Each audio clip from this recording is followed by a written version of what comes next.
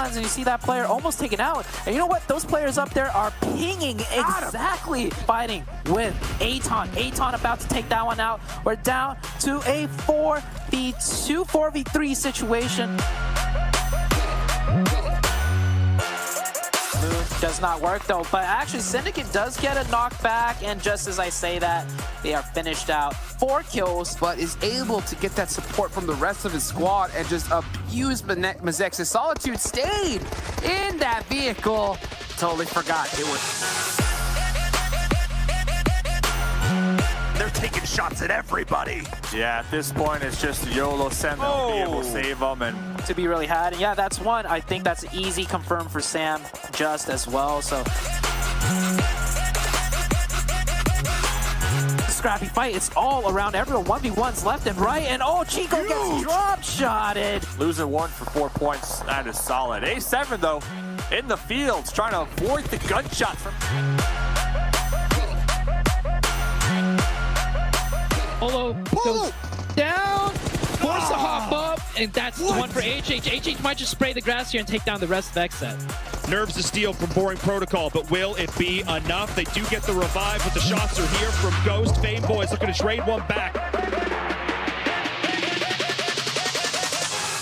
And we're looking at a bit of another fight breaking out here. This time B-Town hot up the victory in the last one, running into the Knights, and they are down in a ditch, and these nades have been looking really good. Rise is going to be able to take the fight they want to take, find the shots. P in a 1v3, what can they do, Dave? Can they find the shots? Oh! This one. Let's take a look at Black Dragons and those two teams I just mentioned. Team Queso seems to have their eyes. They do not want to lose a player. And oh, long range. Oh my goodness!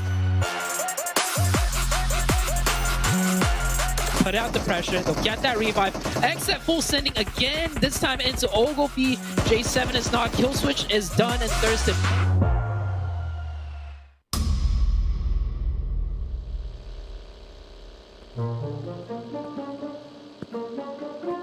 Vamos, galera.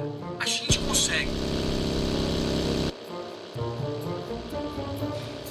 Só um minuto, pessoal. Preciso fazer um negócio. Carrilho, 1 minuto. Onde você tá? Onde você foi, cara? Carrilho!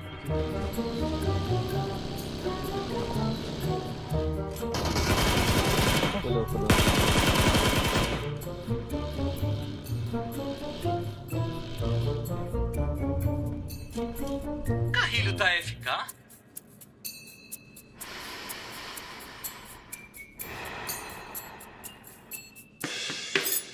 Traz aquele carro pra cá, Carrilho.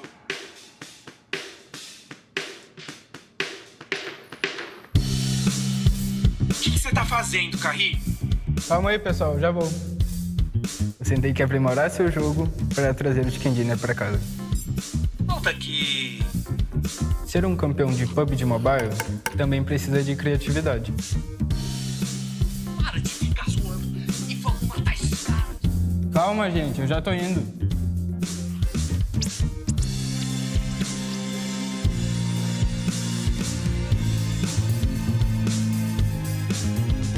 Perfeito.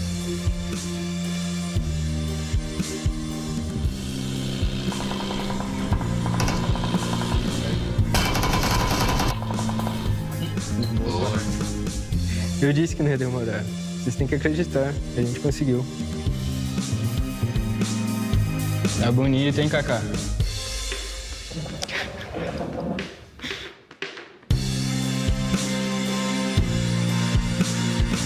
Ótimo.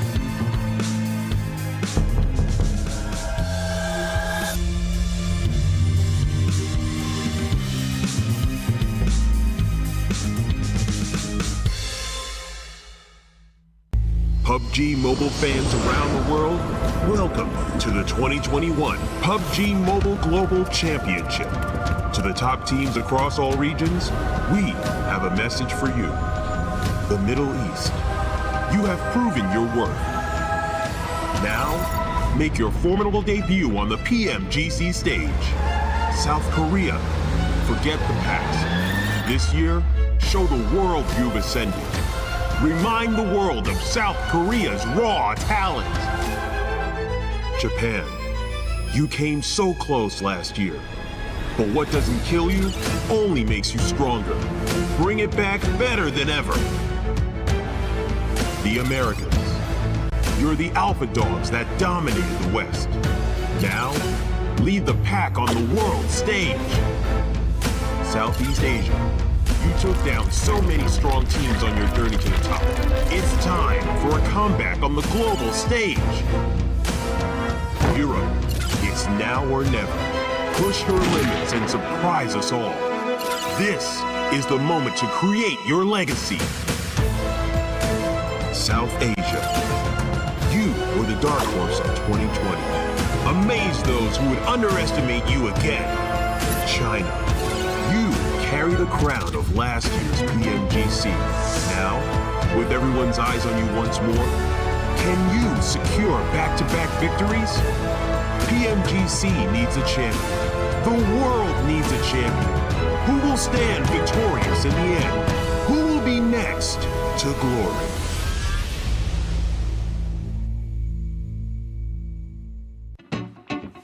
Watch out!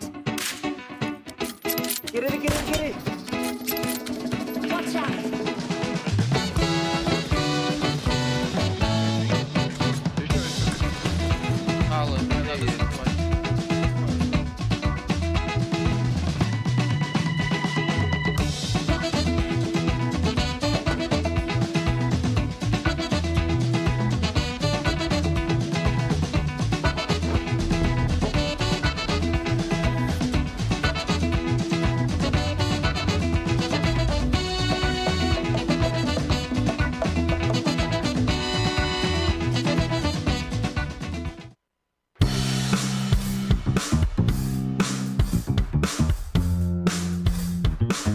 Fechou o olho, pô. Vamos tirar de novo. Agora sim.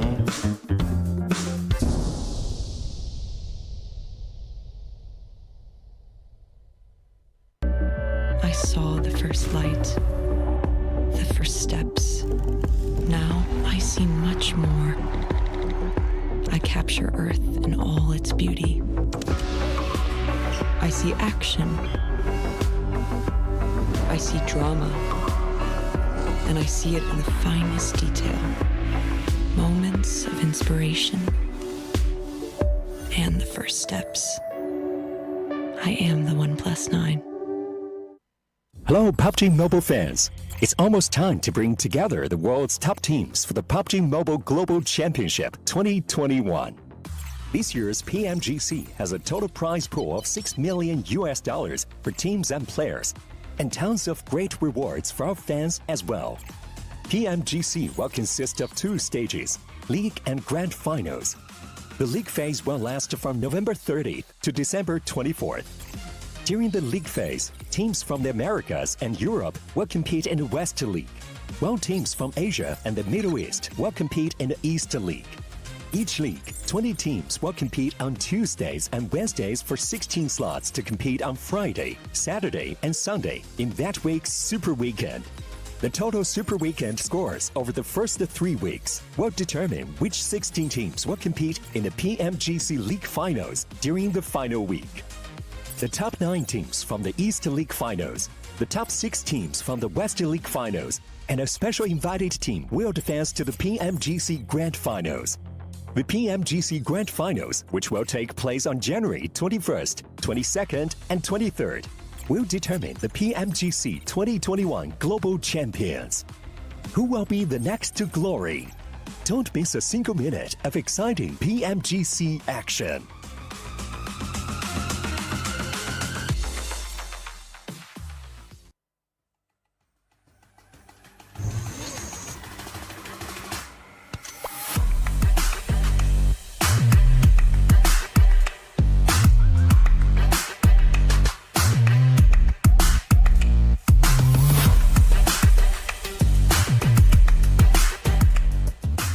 Hello and welcome everybody to PubG Mobile Global Championship 2021 West League. For the very first time, this is our kickoff for West. There's $6 million up for grabs, and of course a lot of very talented teams from all around the world that are going to be battling it out to try and get a piece of it. Hello everybody, I'm going to be your host, Audrey Lewis or Spin Cargo, and joined with me today are two very talented analysts. We have, of course, Zute and 7 Worlds Gaming. Zute, how are you feeling about today? I'm feeling great. I've been waiting for this moment for a really long time. I'm on the analyst desk for the first time, so this should be exciting, but I'm more excited for the teams that we're about to see compete in this one. First time for me as well, so it looks like today's going to be a very interesting day. But 7 Worlds Gaming, how are you feeling? Zute already brought it up, a lot of talented teams. I'm feeling great. I'm ready. I'm ready to see some of these American teams go up against European teams, and I can't wait to see the fireworks that we're going to be getting on the first match, especially some MVPs going up against each other. Tixie, Revo, you got Coops wanting to be MVP as well. It's going to be a fun tournament. It is going to be fun, definitely. I'm looking forward to it. I've been mostly following Europe teams now to Americas. But first we have to go ahead and describe what's happening with the format. So there's 20 teams broken up into 5 groups of 4. They'll be playing their matches throughout the weekday on Tuesday and Wednesday, and the top 16 will then move on to our Super Weekend, which is 3 days, Friday, Saturday, and Sunday. The points they gain there in the Super Weekends, all 3 of them, will totaled at the very end to make the top 16 move on to the league finals. Well, they'll again battle it out to be the top 6 teams from West that'll move on to the grand finals with the teams over in East and of course our invited teams. That's a lot of pressure, 7. It definitely is. I mean, we saw it at the beginning too. Only, 6 teams are going to be qualifying out of West, so it's going to be interesting. But we do have some points here that we're going to be talking about. You're going to be able to see how many points these teams are going to be gathering. You can see right there, it's the same points. Nothing has really changed. First place is going to get 15 points. Second place is going to get 12 points. Then we go to 13 and 16. They get a big old 0. And if you get 1 kill, that's going to equals 1 point. And Sute, I'm pretty sure you're just like me. We're both looking at that $6 million prize pool because if I'm not mistaken, I think first place is going to end up getting somewhere along the lines of $362,000. What? Yeah, I'll tell you what, the point breakdown has stayed the same for the entire year. But you know what's different? That's right, that prize pool, $6 million every year, 7. It just gets bigger and bigger and bigger. And what's even better, the competition, of course, is going to get tougher and tougher. And I'm so glad I'm here about to witness this. This is day number 1. And of course, let's talk about the teams, right? We got to move on to the teams. We have group A, B, C, D, and E. And the 2 teams I'm looking at, I don't know about you, 7, is A7 and Na'Vi.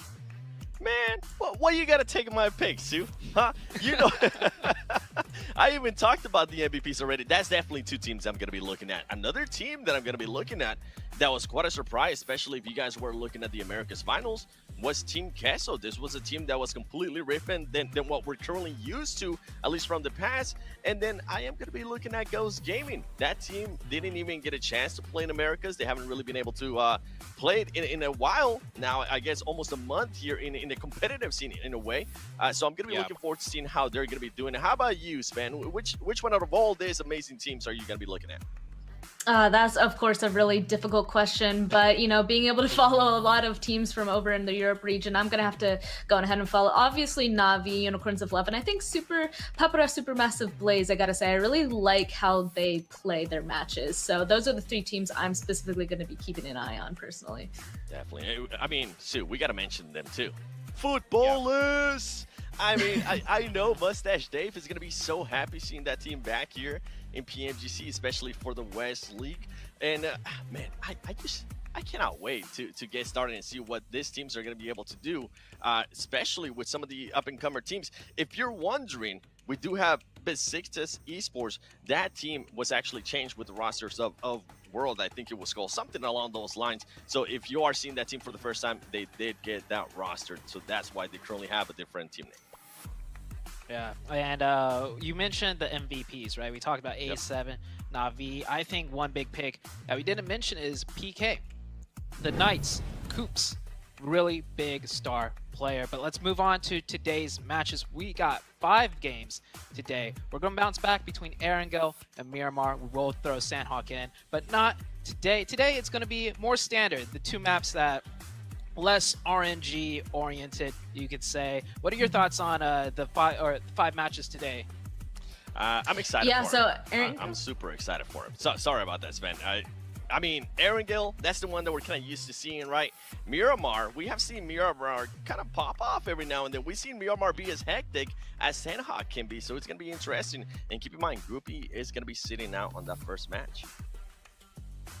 I was going to say that it's going to be Erangel and Miramar throughout the entire weekday and super weekends as well. So I think that's going to be an interesting dynamic to see. And also, I'm kind of excited to see how this first match is going to be playing out on Erangel. You said it has less RNG. It's definitely the map people are the most used to. What are you guys kind of expecting? This group of teams haven't necessarily played together at this level just yet. So what are your expectations? Shoot.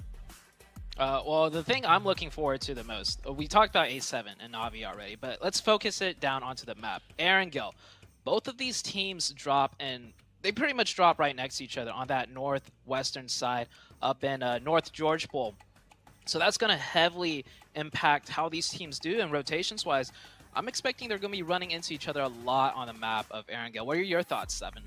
See, and based on that, and I'm glad you mentioned that, because then we come down to, if they do start engaging early, are these teams going to find a way out? Are these teams going to find to reposition? We have seen that happen before. I mean, we saw it happen in Americas where 19 Esports used to land with A7 in boot camp, and then it got to a point where they were just losing too many players at the start, so they decided to switch up the tactics.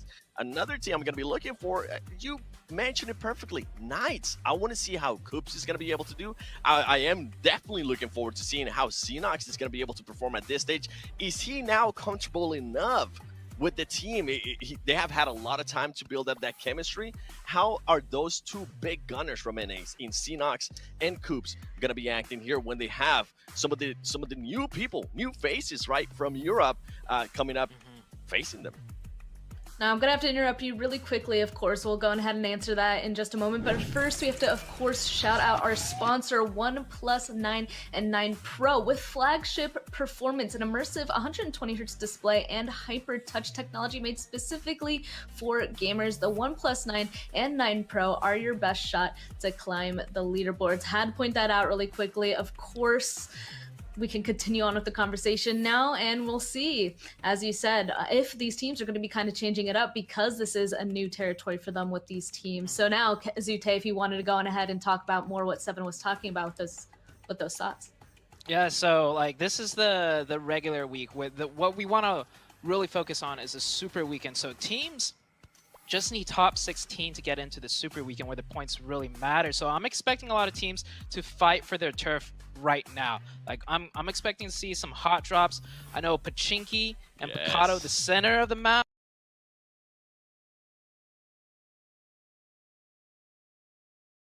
Corners of Love, one of these teams who were not possibly the favorites, but definitely a strong contender coming in. And you talked about slow games. I don't think we're going to have any of this, because on the opposite screen on that bottom side, Necro, there's even more fights going on. Exactly, there's even more fights going on. For sure, it's the day one teams as well. They're trying to figure out how to go, how to not. Even the plane fly path played a big role in these kind of early game fights as well. But now, you already have Unicorns of Love charging in forward in that compound. They do know they're pretty much handicapped. Only have 2 players alive. Unicorns of Love have confirmed themselves. 2 kills. Looking to find the 3rd one though. And guess what? He almost does. It's down quite low. Bullock barely trying to hold on. But guess what? They are replying back as well in style. Finally, the 3rd man falls down. The 4th man's down quite low. Reyes has a lot of pressure on his back. He's trying his best to hold on, but guess what? He's going to fall short. I actually think Unicorns of Love, they almost played that in a way there that was dangerous, because they went in one by one there, Necro, and as a result, it was actually their Baluk Chaptan, who they didn't come out on top of the fight, but they were finding those knocks, and it was very close by the end, Annan securing that win. Navi as well, stepping back. I like this patience, of course, footballers, when it comes to around these situations on around the fields. Never mind, I'm going to hold my tongue here, because I was expecting him to try be a little bit more patient and try to not rush into into this because I felt that Footballers might have that upper hand, right? They have the high ground, they can shoot them down. But actually, if you look at the way that Footballers are split, they are very split. They aren't able to support each other because the actual hills itself are blocking the views of each other from being able to defend against the push coming out from now. Exactly. I mean, Lewis is the man who's one with the nature. Still hiding inside the bush.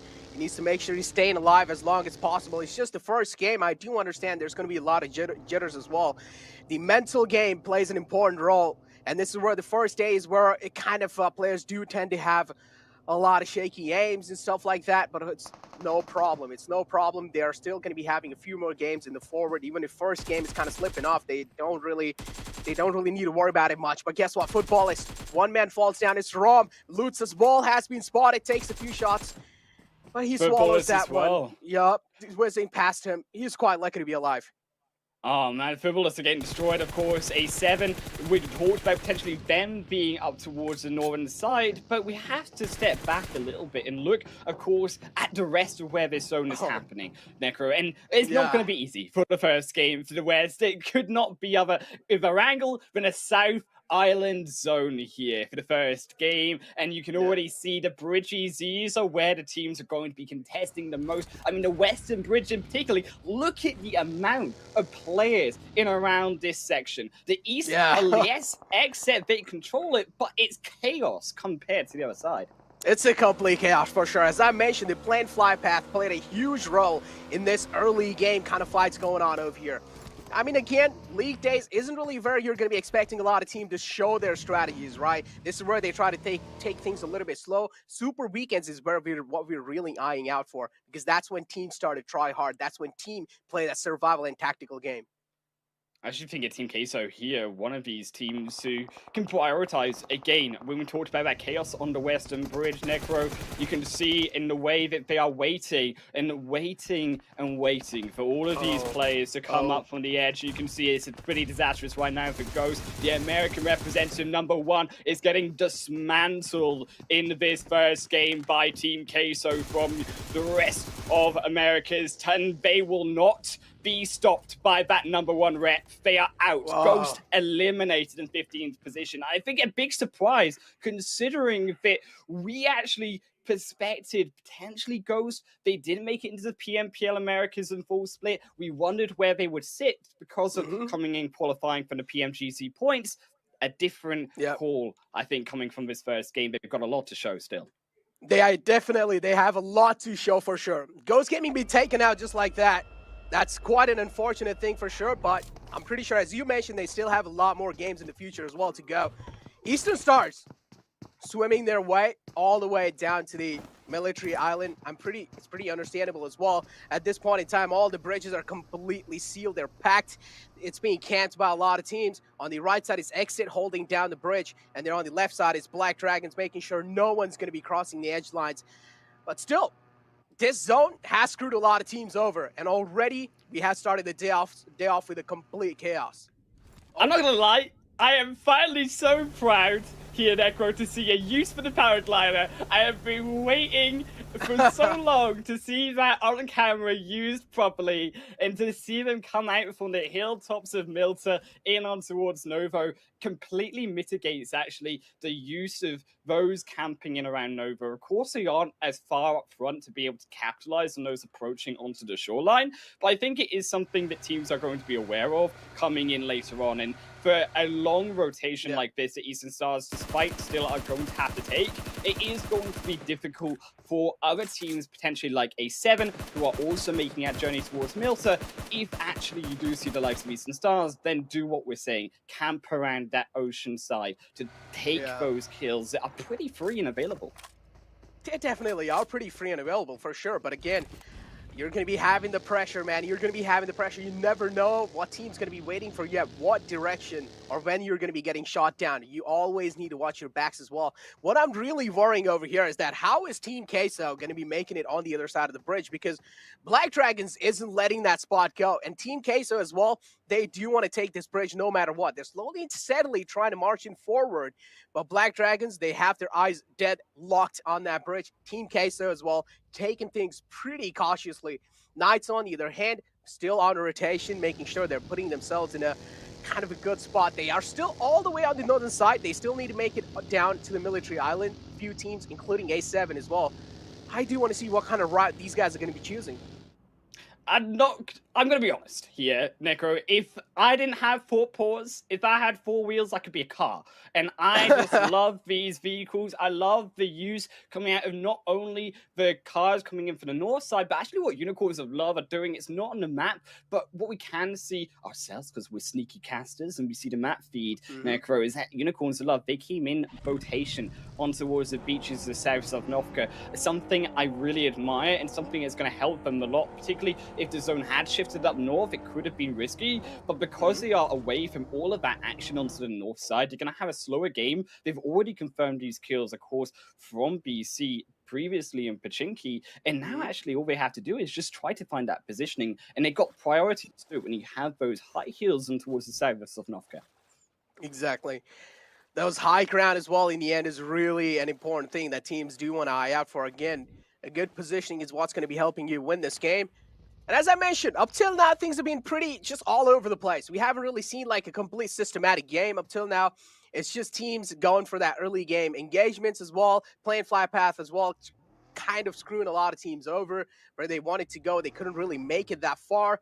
So, yeah, the circle down all the way towards kind of tilted a little bit towards Nova Rupnoy as well. And you already do see Eastern Stars have the control of that containers area on Nova Rupnoy. A7, though, slowly and steadily making their way in on the right side bridge, but Knights is the one holding the edges of A7. It seems like they have spotted the presence of Knights, but trying to cross through that is going to be one difficult task. And I am concerned, of course, yes, for A7 crossing this bridge, but they've actually got a comfortable position heading in towards those small towns edging into the eastern side bridge. Yes, it's going to be more complicated to get past Knights, but it's not as difficult a situation as what you would see like the stereotypical players of Na'Vi. And Na'Vi, who are one of these teams who started all the way up, of course, remember, in North Georgia Pole, they roamed their way down, but they're still nowhere near that more south side.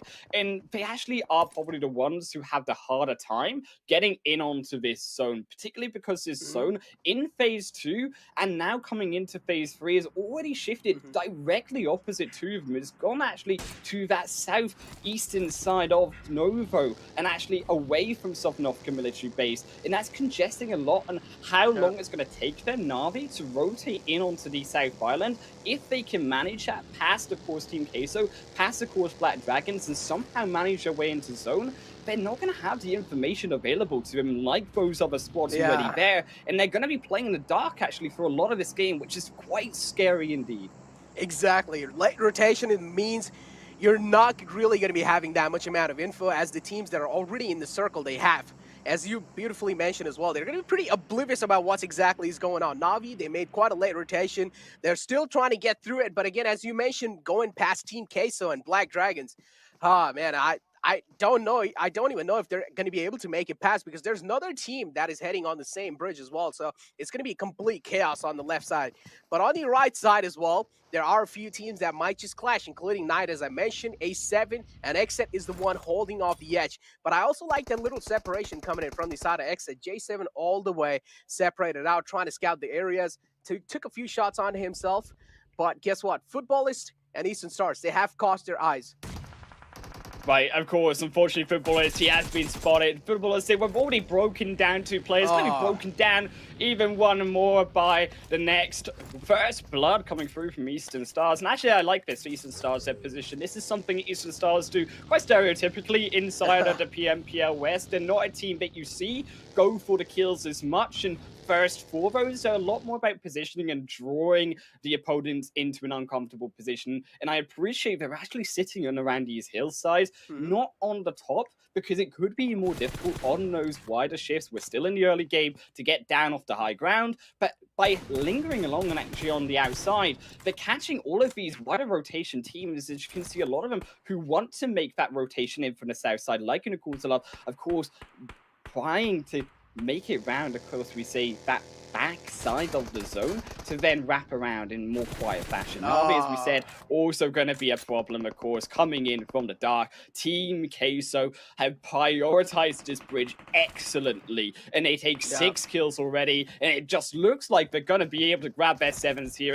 It could even be a Meku. He's far in onto the blue. They've tanked for so long, and in phase 3, it only hurts more when you have nothing left to defend. Exactly, and as I mentioned as well, it's going to be really tough for Na'Vi to actually get past through Team Queso and even Black Dragons. Black Dragons have already made their way in the zone, but again, Team Queso is the one holding Na'Vi off. They're making sure they're just being on the edges. On the other side, though, we have Exit locking their horns against Knights. Took a few shots. Knights is already down a man. It's a big man as well. Coop's falling down there. That's not a kind of an individual you want to be missing, especially in the late games. You need a man like Coops to stay alive because we do know he's the man of action. But Team Queso over here, they're guarding the bridge. They're making sure no one's going to be crossing over. For Team Queso, these are pretty much kind of like free kills because they do know they're the one holding it off, and they are the one who has a little bit of advantage. But next Ruya over here, they have a little bit of high ground over a couple of members of Team Queso.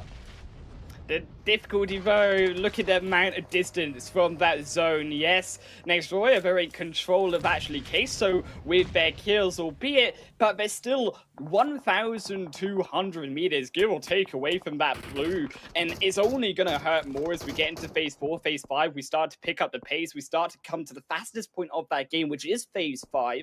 And I do wonder, are they staying this too long? Because you have these teams who are as we say, already inside of that zone. They already have that information, and now you really need to pick up that pace. I think for Team Queso, it's a much better decision if they actually leave this fight and they've got the kills, go for more of these position points, because we still have 13 teams alive in this first game. Exactly. We still got 13 teams and 42 players alive in total, but I don't know. I mean, yeah, of course, the viewers cannot really see it, but we've got the map view over here. Na'Vi tried to go all the way in from the left bridge, but now they've rotated all the way down the right side of the bridge. But what they don't know is the right side is even more chaotic. And as you pointed out before, this is the disadvantage of making that late rotation in the zone. You're pretty oblivious of what exactly is going on. And Na'Vi, they seem pretty confused. They don't know how to make that entry in the military island. Na'Vi already being spotted out by Revo. I'm pretty sure the info has been conveyed to the team.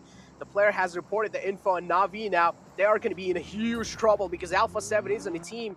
You want to be getting caught off guard, especially when you're in that disadvantage. And guess what? Just like that, in an instant, Revo easily wiping them out the game. A7, we talked about this fight between them and Na'Vi. It wasn't what we expected. They come out on top, but they've still got a problem because now they need to cross the bridge too. So they go from the perpetrators to the victims. And Exet, who have actually had this position all game, they actually haven't moved in this entire first match. Now it's up to them to show us, can they close out these games when the zone is given to them? Because it actually, as a whole, for the most part, has been given over to them pretty heavily. I also want to take your eyes kind of the dedication that Team Queso is showing on camping that bridge, just making sure next Ruya isn't going to be crossing those lines. But finally, we do see a couple of players heading inside the zone. One man has already been taken down, or at least knocked down. He is going to be getting the hand, but guess what? No, they're taking quite a lot of damage. Mans are falling down. Team Queso already 3 men short. It's only the man Ayala left who's trying his best to make inside the zone in time. Is he going to be able to do so? No! Team Queso got wiped outside the zone, unfortunately. This is also something we picked up earlier, right? Eastern Stars who have held back on the outer edges of this zone. Unicorns of Love, we expected them to make that rotation in, try to go for the wider route along the roadside, but it didn't work out so much. And talking about horns as well and locking those horns, they actually are the ones being stuck inside of the rock. That's where the horns are, because Agri, he can't move past Black Dragons. It's the Dragons who breathed a better fire at the end of his first game, and Agri, he is nowhere to go. You look towards the rest of his team, they're already making that secondary rotation out in towards Unicorns of Love. You looked, maybe an 8 or 2 could try to get them back to safety, but it's a short opportunity that Agri has here as Black Dragons can see they are closing on that kill. Oh, look at the split as well coming in from the side of Black Dragons. It's a 2-2 split. Now, one player has closed on in pretty on that situation over here. Mad Bolts as well. They seem like they are in the struggling phase. One man is already down. It's Effects falling short in the squad for now. But Eastern Stars, as you mentioned, they have quite a decent positioning over here. If they want, they can try and make it back in the zone. But Eastern Stars, they're really focused on third-partying this entire situation. Unicorns are loved. Now GK trying to smoke himself off. He does know he has a massive disadvantage against Eastern Stars because, of course, they have a little bit of high ground. So Eastern Stars, they're looking pretty good in this fight, and they're looking pretty confident.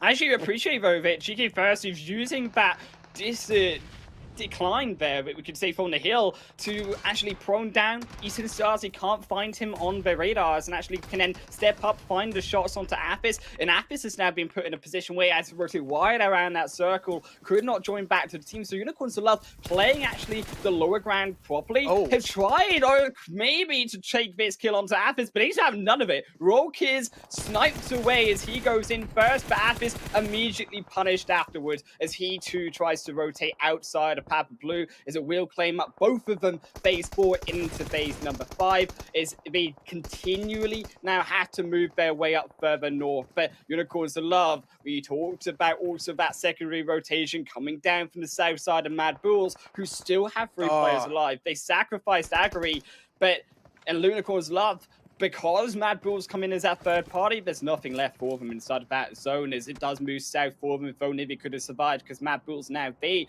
are the ones on top of this situation. Unicorns of Love tried their best to sweep their way in the zone, but Mad Bulls, they saw them rotating inside, and as soon as they saw them, they shot them and they took them out the game. But A7 still looking pretty good in this game, and I don't really know what to expect in the future lines as well, because again, they're still not inside the next zone. They do have a decent bit of time left, though. They can take their time. They can try their best and sweep inside the zone. The Exit is the team that is in the front lines. Polo got caught off guard in quite an awkward position. He doesn't have anywhere to go. He got the airdrop, but the chances of him escaping this position are pretty slim.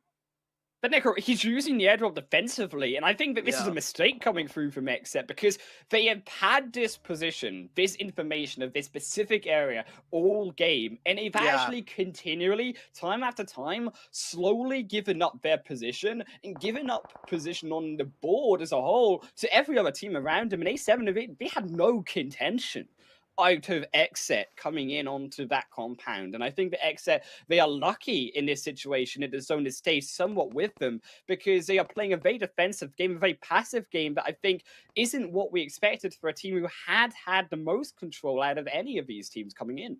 Exactly. Exit, as you mentioned, they have had a beautiful control over the bridge side as well. They made sure teams aren't really crossing through, but A7 somehow they made their way in, and A7, they're slowly and steadily as well trying to make their way. They're trying to show their presence in the next zone as well. But S2G is right in the center of the zone, so they're of course going to be having a little bit of advantage, but being the center as well means you're going to be the center of attraction sometimes, and you want to make sure you're not really catching a lot of eyes upon you. Exit and A7 finally going up against each other. Exit, though, it seems like they're quite like a tight-knit unit. They're staying together, but Carrillo, he needs to be pretty careful about those nades coming in through.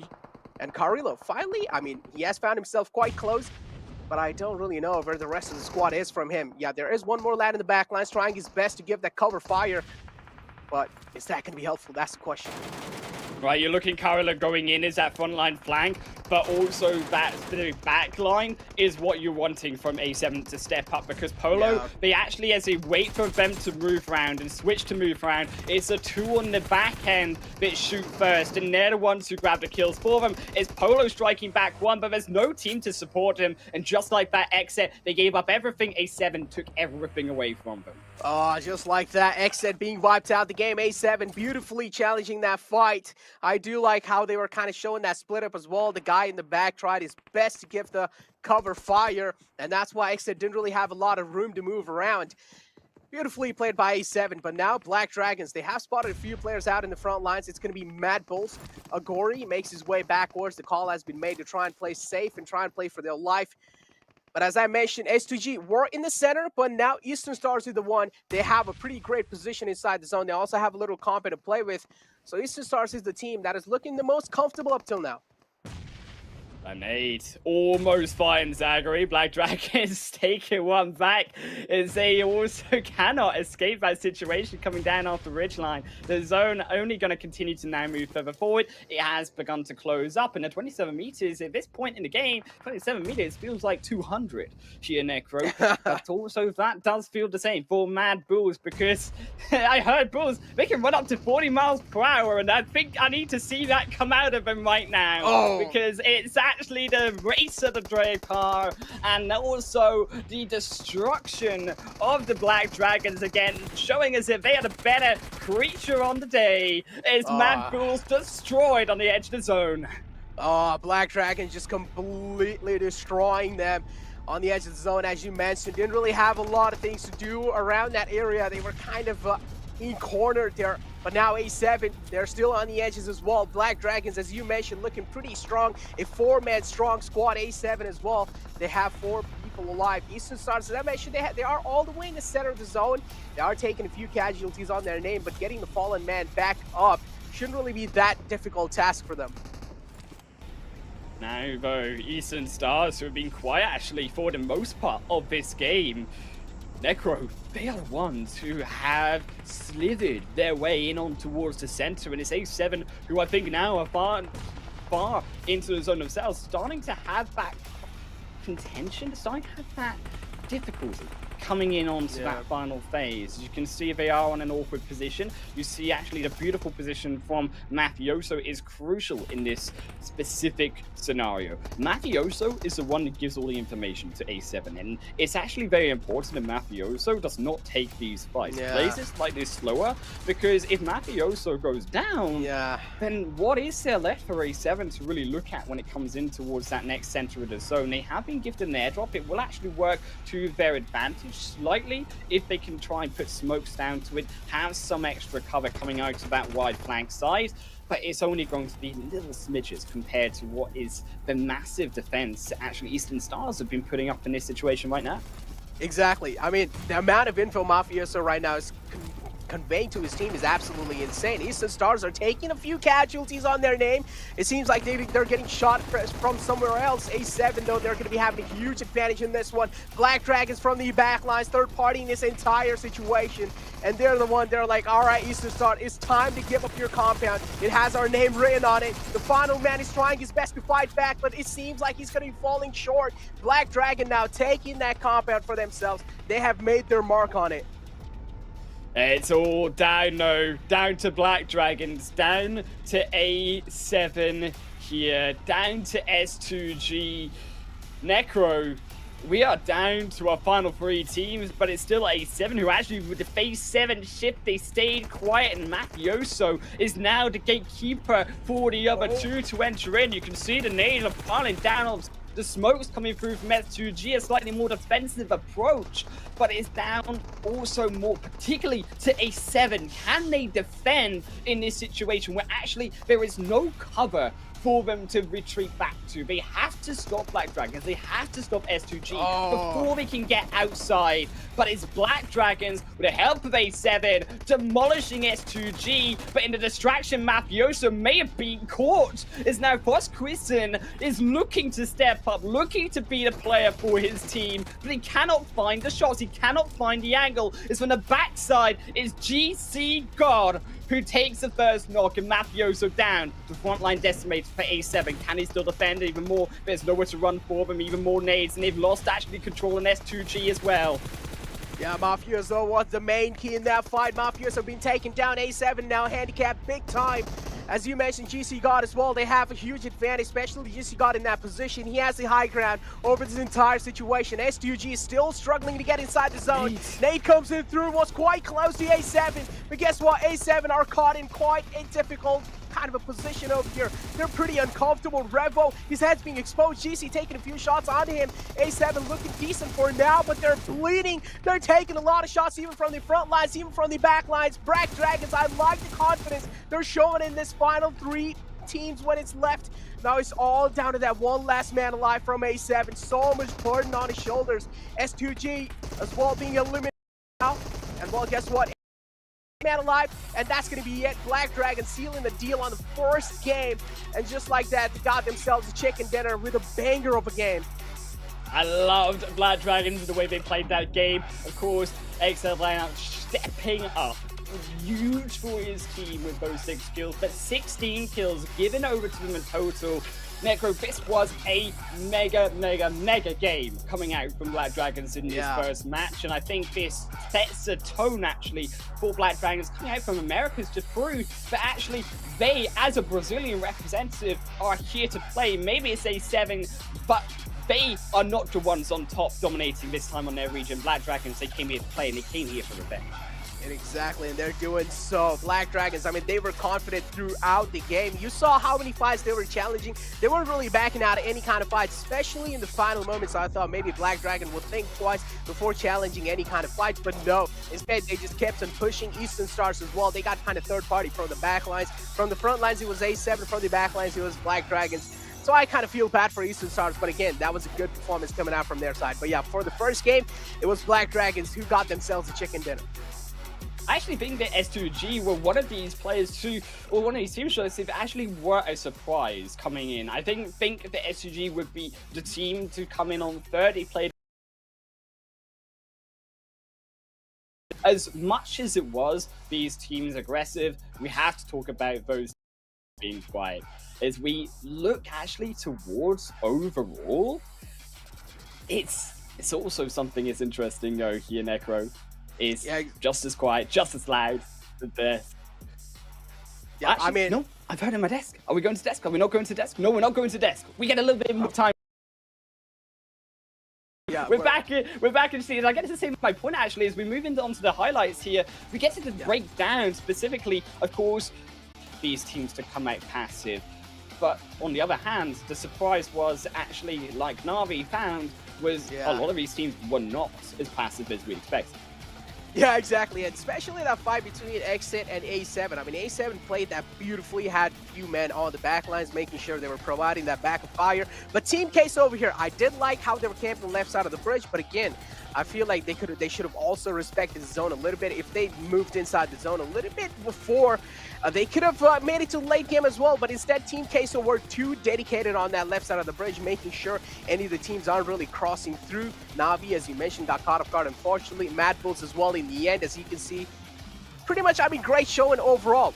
Black Dragons, this is what I was exactly saying. Confident throughout the game. It seemed like Black Dragons were just feeling it. I actually think the Black Dragons, as we talked about, of course, they over A7 from their region from PMPL, but I actually think that you are now expecting to see Black Dragons in an entirely different light. The pressure on them, to be fair, coming out from this first game, the way in which they dismantled on South Island is a statement that we are expecting to have them maintain both through the rest of today, judging by how strong they were, particularly here on the rank. Exactly. I mean, they were absolutely, completely rolling squads after squads as well. STG, unfortunately, they didn't really have a lot of cover to move around and forward. All they had were those smokes, and as well, the smokes were dissipating away slowly and steadily. So, unfortunately, STG as well couldn't really make it through. But I'm pretty sure if they had a little bit of trees around in their way, I'm pretty sure they could have tried their best to at least try and rack up a few more exiting points, at least try and do as much as damage as possible, either on Black Dragons or Exit. But yeah, GC's position in the end had the high ground all the time over A7, made sure he's being as safe as possible.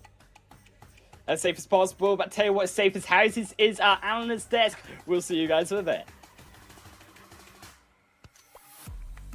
As Highland Wolf said, Black Dragons here to play. It looks like they were able to get a really successful first game and actually went on ahead and proved you guys wrong for the first match. It wasn't A7 that took the first, it was actually they took the second. How are your thoughts on that? Well, I mean, A7 got extremely close, of course, but yeah, Black Dragons, that position on top of the ledge of that mountain, just rock climbing up there, that really sealed the deal. But I mean, 7, I think we were pretty close with the A7 prediction at least. I mean, this is the first game and we got one placement off. It's not too bad. It's not bad at all. And A7 sticking with their brand, and were able to score at least 7 kills. And then we saw Rebo too kind of popping off a little bit. I think he ended up with 4 kills overall. Something that kind of impressed me in this first match is how aggressive some of the, especially South American teams were. we saw Black Dragons, obviously. They're from Brazil, in case you didn't know. 15 kills, A7, 7 kills. Team Queso, this was actually a very interesting stat for me. Team Queso ended up with 8 kills. That's impressive out of them. It looks like they're currently wanting to get those kills. And one of the big ones, actually, Sute, with Team Queso is that they ended up fighting Ghost Gaming, and they won that engagement. Yeah, Ghost Gaming, I would say, like, if we rewind a season or so, I would always give the edge over to Ghost Gaming compared to Queso. Queso, a team that's really slow to start. They usually play very passive, but, I mean, we saw in those highlights, Queso just absolutely demolished Ghost Gaming. But let's take a look at the match rankings right now, and wow, yeah, 15 kills plus the 15 placement points, that gives you that big old beautiful 30 for the first place. Yep, and I mean, we have S2G being able to put up 3rd place there with only 2 kills. I mean, hey, whatever gets you the points, at least in a way, right? If you're going to be consistent in regards to placement points, I'm all for it. They were able to secure 12 points total. We do have EST there with 3 kills in 8 ranking points. I mean, with this one, I mean, let's even go to Team Queso here. This is what I was talking about. Eliminations, 8 placement points. I mean, not the highest, but for them to be able to make up for it in any kind of way, it's really impressive. And then when we're talking about eliminations, get what? Unicorn of Loves, they were able to also only get 1 placement point, but they were able to make up for it in elimination kills as well, Sute. You know what I'm not seeing on this first page? Did you notice there is no North American teams on that first page? Coming into the second page, right? We got Xset, PK, and Ghost Gaming. Ghost Gaming with a donut too, the big old fat 0. And Na'Vi, well, we saw what happened to Na'Vi. They took one bridge, got camped, took the other bridge, got camped. So, I mean, it is a military zone, and Na'Vi did end up looting in the very northern part of the map. So, you know, Na'Vi had a rough start for the first game, but I still believe they're a team that we should really watch out for. Span, what are your thoughts on the MVP and how that match went? Listen, I'm not surprised, all right? I'm not surprised it's from Black Dragons, and I'm not surprised this man was able to put up almost 900 damage and contributing pretty much 25% for his team for 4 kills. Overall, this is a great starting performance here for Black Dragons. This was a team that was able to qualify for Americas in 7th place. And I think, if I'm not mistaken, they were, out of their region, they were in 5th place. So it's a team that people are not really used to seeing them shine. So for them to kind of do this, I feel like at least it's a statement being sent to some of the other teams, saying, don't think you're just gonna run over us. Romulus as well. I'm pretty sure he was the one that was up on top of the rocks that really won that fight for them at the end there against A7. You guys were pointing it out while we were sitting here watching the matches. I think that's really what gave them the heads up against A7 at the very end there. A7 couldn't really do anything with their very stuck position against the side of that mountain there. I gotta agree with that one. And looking at the head-to-head, the damage is basically neck and neck, but it was the player Romulazan with the 4 elims with a little bit less damage. But the team contribution coming out of Nox Bomb, 89%. That's almost an A in my books, right? What do you think about this one, Seven? This man didn't even need a team. That's what I'm seeing from this. He was a one-man army by being able to put up almost 90% of all of his team stats. I mean, with the damage too, being able to put up all very, very close to 1k damage. I feel like that's super impressive.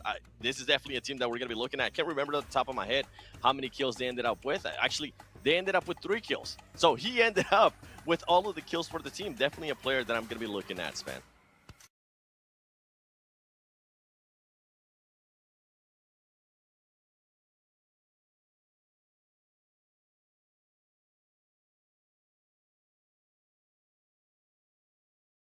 All of the data that we have from all the past matches that we've ever seen. Now let's see if those Gaming! Week 1, day 1, match number 2, PFGC! Cover, thank you, Span on the desk. Shout out to Seven. Exactly. How's it going, man? How's it going? Game 1, what I missed, man? What are we expecting in game I mean, I don't really know what to expect, but honestly, I'm expecting a clash between Ghost Gaming and Black Dragons. I mean, they were looking. I want to see how things are going to be looking like inside the map. There might be a clash coming in the Picado. We do know it's going to be one of those hot spots as well. So already, these two teams kind of fighting each other off. Even the analyst desk mentioned Ghost Gaming. This game has to be a little bit really kind of like important game for them as well, just to try and improve a little bit from that previous game because they racked up 0 points. I'm just vibing right now. We got the tunes in the background. I am just vibing. And to add on to your point here, 0 points equal bad, right? 0 points equal bad. The main objective here, we might have to get back to that because what is this? We got a little fight going on. You kind of talked about it. We see A7, Senatexa, the last one to land their boots on the ground. This is going to be A7 getting involved here early on. Exactly. 7 getting involved against Nextruya. Already one man fell off. Senatexa kind of late on that drop over there, will be punished instantly. Nextruya, though, looking in full control inside this fight. Revo separated out from the rest of the pack. Getting the res back up on the fallen man is going to be quite tough. Yeah, looks like Alpha 7 already going to be down a member, so we kind of see them pumping the brakes just a little bit. They don't have those numbers to their advantage, but Frozen cooking a grenade, tossing a grenade. It looks like it bounced off that little ceiling right there, actually ricocheting back, doing some damage to themselves, but it's going to be Carrillo right down there below, one of the best players in the lobby, in my opinion. Gun lock and loaded, and right now it's all about gathering that intel. Alpha 7 trying to get as much information as possible right now before making their next move. And Revo, I see Revo on the outskirts, might actually get this revive. If that's possible, that's a huge mistake from Nextruya, in my opinion. Yeah, exactly. Isn't really coming through, but again, don't really know what's going on there. But on okay, so this was the team that kind of got outside the play zone in the wrangle. They were dedicated too hard to try and camp the left side of the bridge, but they kind of didn't really respect the zone, so that's why they had to face the unfortunate side of that as well. But now Team Queso, this is another chance for them to try and make the best out of it. They were doing a good job camping the bridge, but I do want to see what they have for us to show in the map of Miramar. Still, again, as we mentioned, yeah, exactly. Senatexa, picked up, back on his feet again. Alpha 7 looking pretty strong. Oh, the mini catching them toes right there. Can we get the 1v2? Carrillo gonna be getting that reload, has that support hand. They need to hit these shots.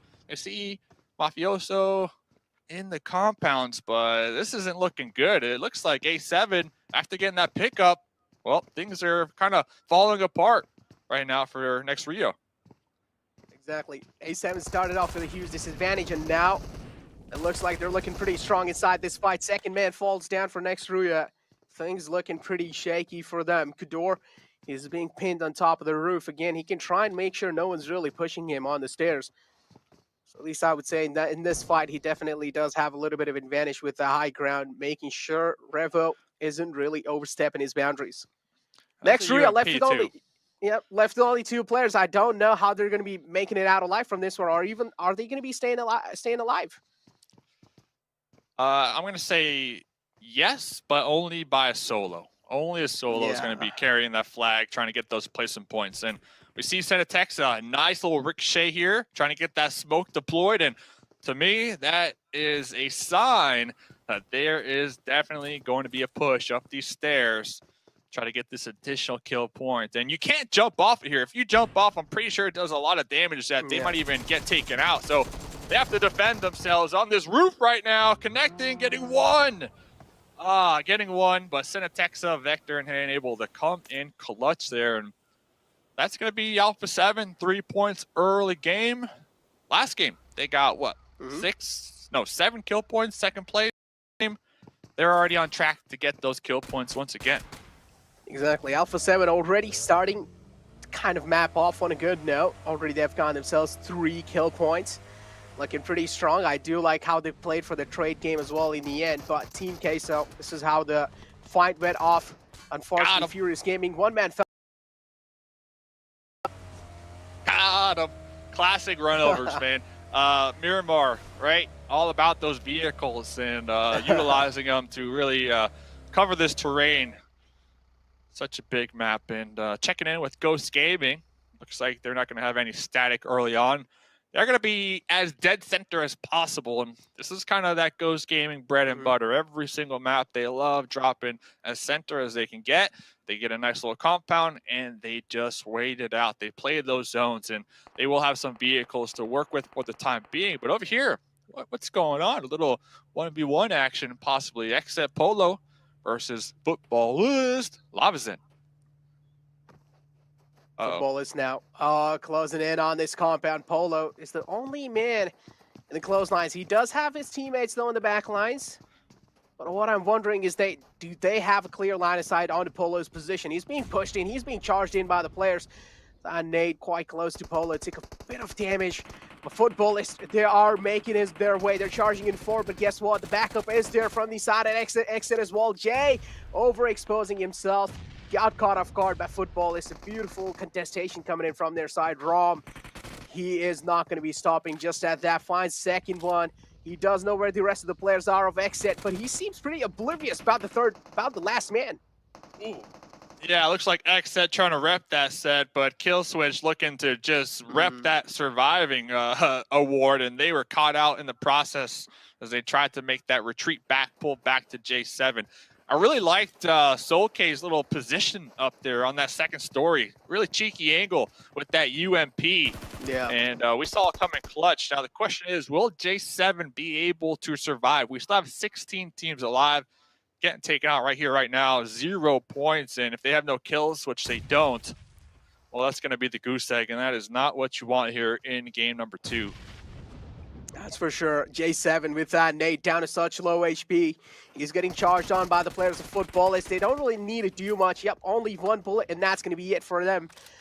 And that's just like that. That's the first team taking an exit from the game. And Footballists are the one who have gone some blood on their hand. They're going to be feeling themselves pretty great after that one. And this is how the ranks looking like, at least for this game. Now, Footballists with 4 kills for themselves. Alpha 7 with 3. Team Queso with only 1. See ya. That's what they said. And actually talking to Soke here before these games started, they told me that they realized how important this lobby is, how important this chance is for them as individual players, but also as a team, because they missed competing at the high echelons, the high levels. Past couple events ago, you know, it's one of those teams well recognized within the PubG Mobile community, but they have been slipping, and they're aware of that, right? Like, they're aware they've been slipping over time, but now qualifying for this, they're looking to grab back, take back that spot, that #1 spot, and really get that respect on the Footballist name. So right there, 4 kills really early on against Xset too. Xset, very aggressive team, very aggressive squad. They got some slayers on it, so that should be some confidence, right? I know you guys were kind of talking about confidence last game. Early game squad kills, that's nothing but confidence in my opinion. That's definitely going to be helping them quite a lot, though, for the future game, for the future time as well in the map of Miramar. But as you can also see, Na'Vi, they have made their entrance in the zone, and as we all do know, they like to play on the edge of the zone as well. So I'm not really expecting them to just, you know, straight up go for some fights. They're going to be trying to play things out as safe and as cautious as possible. Considering that the previous game, they didn't really had that kind of a knowing, because they were pretty oblivious. They were rotated inside the zone so late that they didn't really know what exactly was going on around the bridges, and that's where they got caught off guard in that rotation. Fenerbahce Esports, though, as well, they seem pretty good over here that they have found the compound in. But teams like Ghost Gaming, as you mentioned, they like to play in the center of the zone, and playing in the center of the zone all the time, it's going to be a little bit of a tough task, because there are a couple of teams who are doing the same thing as well. Fenerbahce, replay right here, a little pow, pow, pow action. Just in case you forgot their gun skills from last map here. They got them skills. They got them skills. And now we're, of course, looking at the Miramar as they are just setting up, you know, setting up shop, getting that loot, getting that gear, getting their vehicles ready to go. And right on top of them, they do have a team, Baluk, up there on the foothills, who might be aware of Fenerbahce's current position. That's why we saw them reposition those cars. They don't want to lose those tires. They recognize the importance of that utility. So very heads-up play from them. Exactly. Alpha 7 as well. One of the teams that unfortunately got pinned down by a team like Black Dragons. And Black Dragons, they are looking quite solid as well. It doesn't really seem like up till now they have shown themselves up in the kill board. But I'm pretty sure as the game progresses in forward, as they start locking some horns against some teams, I'm pretty sure they're not one of those teams that's going to be shying away from fights. Fenerbahce, as we saw in the highlights as well, what they're capable of with, it's pretty well known. But guess what? Bullet Chupton this time, though, they have a high ground over Fenerbahce. So Fenerbahce need to make sure each and every peak they make, they need to be pretty cautious. Yeah, Fenerbahce, very interesting squad. They should just be happy to be here, right? Like, they deserved it because they worked hard for it, right? I believe qualifying from PMCO Turkey, making it to PMPL, to the European Championship, and then barely qualifying in my books, you know, barely sliding by, barely getting that invite here. So I would really like to see them use this as a second chance to really pull it together and pop off and come out on top. And we saw that replay a couple moments ago, last game, game one. They're looking really strong, really good with their team communication skills. We saw all that crossfire. So if they can start strong here, make it to Super Weekend number 1, get those points on leaderboard, well, that's a great start. That's indeed a great start. And again, Ghost Gaming find themselves smack center of the next zone as well. They're looking quite good. We also do. One player gets taken down. But guess what? The guy who was split up, he's making his way slowly, steadily to the rest of the teammates. Team Queso, they have spotted out Alpha 7 right in the front lines. But Queso is the one being hauled on the edges, and they're going to get one. He should be back up on his feet in Zone goes up, so these two teams all the way out there on that west side as far as possible, pretty much from the new circle shift, and pop it back over to the football list team. We see Soke in a vehicle trying to group up, trying to gain that support, but Rom in the front lines just getting some nice spray downs across the way. Tried his best to connect a few shots there. Incredible movement, kept on dodging those bullets, bobbing and weaving his way through safety. But now Footballist, they do know what they're dealing with over here. It's a 2-2 split coming in from the side of Bullet Chupton as well. But guess what? Furious Gaming, man left out the zone, is also knocked out. It's Trigger, Zin. And I don't really expect him to get back up on his feet. It seems like his teammate Screamy is all the way in the zone, including Popper as well. And they are. Here they are, a little 2-2 split going on. Lutz in the front lines pretty much going to be creating a nice distraction, hoping that their teammates in the back line will be able to capitalize on that distraction. And right now, no kills to Buluk. No kills. They got a nice little split going on. But honestly, this is what? Right there, San Martin on that west side. See what's going to happen. Exactly. And now Fresh. Oh, he catches one man off guard from the side of Furious Gaming. Pretty oblivious about Fresh's spot there. Unicorns, they're looking quite solid inside this one. And now Bullet Chupton as well. They have spotted a few players out in the front. It's going to be the lads of Footballist. I do like, it's kind of like a battle of high grounds over here. Both these teams have gone themselves the high ground, including Footballist as well. So I'm just expecting a little bit of tickle battle. I'm not really expecting any kind of critical amount of damage being done. Just a little bit of tickle battle, just trying to burn through their enemy meds. Yeah. The problem is, though, when they do start to take some shots, they have been out here for some time, that you have to assume there's going to be some teams near them at this point in the game. And if they hear these shots, they might decide to third party them. So you always have to keep that in the back of your mind. You always have to keep your head on the swivel. Wow, talk about having versus Alpha 7. Looks like Tixie is going to be taking some nice little shots out there with the M4, kind of poking them out for the time being. And looks like A7, they don't want that smoke right here, right now. Exactly, that signature M416 of Tixie.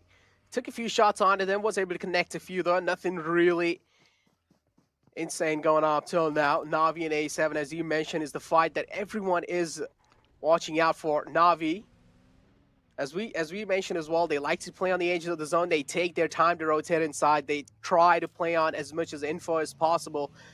Alpha 7 as well, kind of the same story for them, but they do see try to make it in. One player from Na'Vi getting caught off guard, but just like that, he's not going to be spared this time. A7 trying to capitalize on Na'Vi. Yeah, next zone goes up too, so we see A7 kind of pushing out, trying to make sure, and they're doing a good job. They are doing a great job, actually. There's now Na'Vi kind of scattering right now, nowhere to really go. And I don't know what their utility is looking like when it comes to vehicles. They could definitely use that right now, right here. But A7, 4 kills, trying to be that edge sweeper. But over here, Buluk popping up with the pull-up on a Ghost Gaming. And, well, Bayo able to put a stop to at least some of it with that Uzi. Exactly, some close-range duels going on. Even Bullock again getting real up close and personal against Ghost Gaming. Ghost Gaming is the one trying to hold off this compound. Unicorns of Love, on the other hand, going against Football is the clotheslines, but he gets taken down. That vehicle damage, the vehicle blow-up damage, taken down. There's no way he's going to be able to get himself back up on that. Top in that fight. Anabachi once again in that edge. Let's see what they're going to do. So right ahead of them. Remember, we keep talking about it. A strong start here. Yeah, the goal top 16, but I think a strong start here will give any of these teams that had any self-doubt, will give them that confidence, that momentum to take. So you love to see teams like often. Well, talk about popping off. Grenades getting tossed out there in the distance. Is going to be Mad Bulls trying. Exactly. And now it's Black Dragon as well going against Mad Bulls.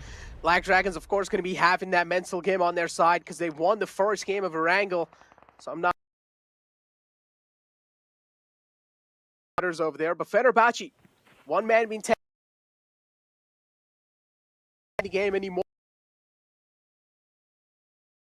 So in the front lines, they will have to try and go through, or at least try and penetrate through Team Queso's defense. Utilities coming in from both these sides. Nate Parade comes in. Smokes as well utilized to try and make a safe rotation. But that's not going to be the case. Instead, Fenerbahce slowly and steadily, they're crumbling down. Another man falls apart. Team K isn't really overstepping their boundaries. Yeah, and they're also getting third party from across the way. We see Knights in that little church tower getting some Fenerbahce's Dukin machine, who was in the front lines looking to away. Only 2 players alive for Team. A break right there in my books to pull off. But over here, the Knights, well, they got bigger problems here in the graveyard. You got the Mad Bulls trying to pull up behind them. Mad Bulls as well joining the party over here. But guess what? They're the one facing the front side over here. Agori goes down. The man falls down. I don't really feel like he's going to be able to get him back on the feet. Yes, Mad Bulls left with only 3 players alive. Effect making little is not going to be spared this time. Na'Vi as well making that crucial rotation, that but they take a lot of damage. And just like how they caught the previous game, the same thing happens over here. They get caught off guard. They that rotation, and Na'Vi, they are eliminated pretty early. 10th being spotted out. That jump shot landing. Doing a great job replying back in style. Yeah, really surprised with Navi's kind of, I know it's only been 2 games, but really surprised. They did get that direct invite from IS. They did finish.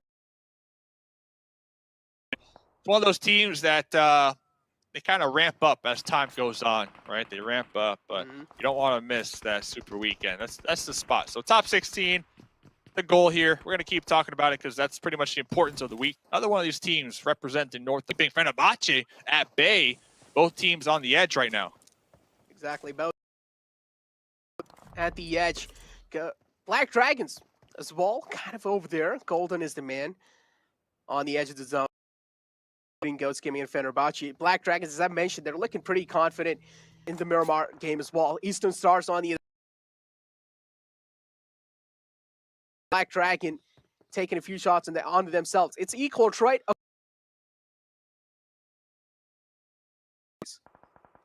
Yeah, we got, what, 8 teams still alive, about 22 minutes into the game. Next circle did shift. They went out there to that east side.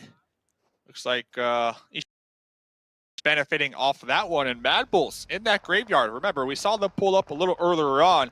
Now Ghost, now Knights, now S2G. They all need to reposition to defend right now. And S2G, ooh.